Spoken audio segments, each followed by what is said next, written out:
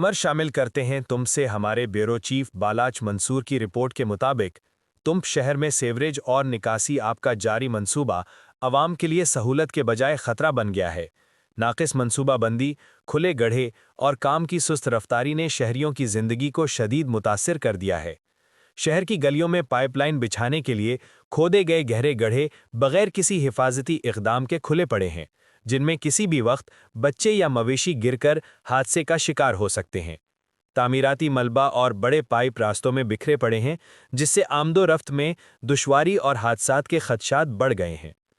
इलाका मकीनों के मुताबिक मंसूबे में पाइपलाइनों की मुनासिब ढलवान स्लोपिंग का ख्याल नहीं रखा गया, जिसके बाइस बारिश या सीवरेज के बैकफ्लो की सूरत में गंदा पानी घरों में दाखिल होने का खतरा है। मकामी आबादी ने ज़िले इंतज़ामिया और बलूचिस्तान हुकूमत से फौरी नोटिस लेने, खुले गड्ढों को महफूज बनाने और मंसूबे को मयारी अंदाज में मुकम्मल करने का मुतालबा किया है। बलूचिस्तान भर की ताज़ा तरीन खबरों से बाखबर रहने के लिए वॉइस ऑफ मकरान चैनल को यूट्यूब पर सब्सक्राइब करें, फेसबुक, इंस्टाग्राम, टिकटॉक पर फॉलो करें ताकि आपसे कोई खबर रह न जाए।